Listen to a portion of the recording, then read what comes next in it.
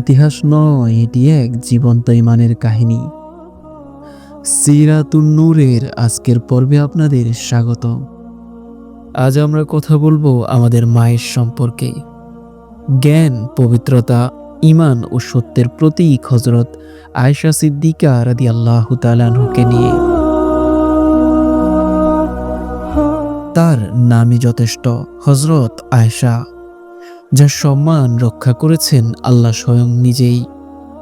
আসমানের ৭ স্তরের উপর থেকে কোরআনের আয়াত নাজিলের মাধ্যমে।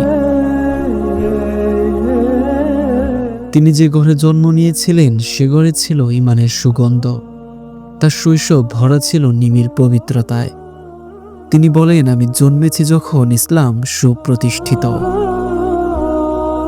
তিনি রাসূলুল্লাহ সাল্লাল্লাহু আলাইহি ওয়াসাল্লামের ঘরেই বড় হয়েছেন, যেখানে কাদামাটির খেলনা নয়, ছিল ওহির আলো, ছিল দুনিয়ার সর্বোত্তম আদর্শ, আমাদের প্রিয় নবী মুহাম্মদ সাল্লাল্লাহু আলাইহি ওয়াসাল্লাম। এক রাতে আকাশে চাঁদ উঠেছিল ঠিক সাদা রেশমের মতো। রাসূলুল্লাহ সাল্লাল্লাহু আলাইহি ওয়াসাল্লাম আকাশের চাঁদের দিকে তাকিয়ে বললেন, হে আয়েশা, তুমি কি জানো আমি তোমাকে কতটা ভালোবাসি? তিনি বললেন, ইয়া রাসূলুল্লাহ, আপনি নিজেই বলুন। রাসূলুল্লাহ সাল্লাল্লাহু আলাইহি ওয়াসাল্লাম বললেন, গিটের মতো, যা খোলার নয়। এ ভালোবাসাই ছিল ইতিহাসের সবচেয়ে পবিত্রতম ভালোবাসা।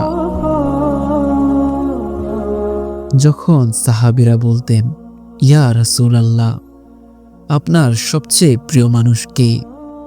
তিনি নির্দ্বিধায় বলতেন, আয়েশা রাদিয়াল্লাহু তাআলা আনহা।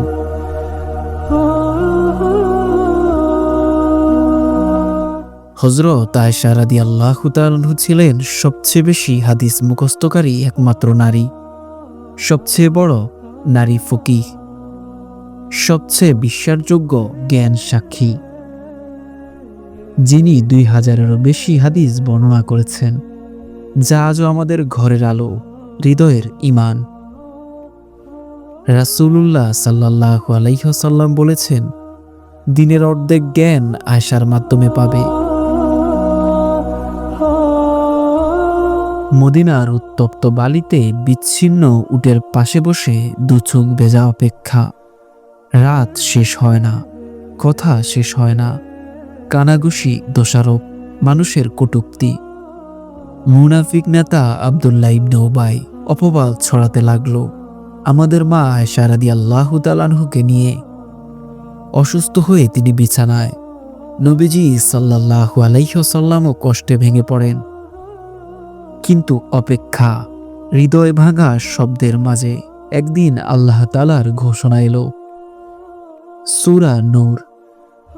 আয়েশা রাদিয়াল্লাহু তাআলা আনহার পবিত্রতা প্রমাণ করে আসমানী রায় নাজিল হলো, তোমাদের জন্য এটি উত্তম।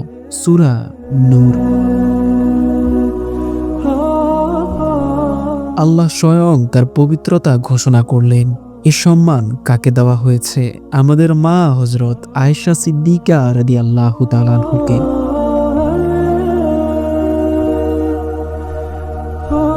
উহুদের দিন তিনি পানির মশক কাঁধে মুজাহিদদের পানি পৌঁছে দিতেন, আহত সাহাবীদের সেবা করতেন। হিজরতের রাতেও তিনি সামনের কাতারে, তার সাহস ছিল পাহাড়ের মতো দৃঢ়।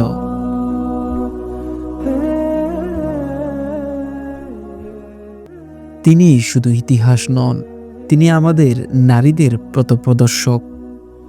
তিনি শিখিয়েছেন, নারীরা শুধু ঘরে নয়, জ্ঞানে। নারী শুধু নীরব নয়, সত্যের কণ্ঠে। নারী শুধু দুর্বল নয়, ঈমানের পতাকা বহনকারী।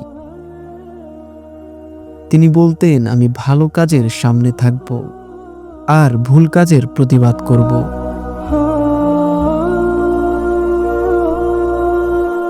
মদিনার বুকে জান্নাতুল বাকি কবরস্থানে তিনি শাহিত।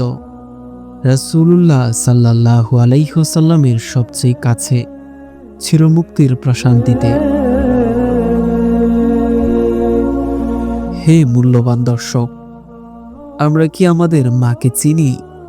তিনি ছিলেন ভালোবাসার সর্বোচ্চ উদাহরণ। সত্যের পক্ষে নির্ভীক কণ্ঠ, জ্ঞানের উজ্জ্বল প্রদীপ। আসুন তার শিক্ষা ধারণ করি, সত্যের পথে, জ্ঞানের পথে, রাসূলুল্লাহ সাল্লাল্লাহু আলাইহি ওয়াসাল্লামের দেখানো পথে চলি।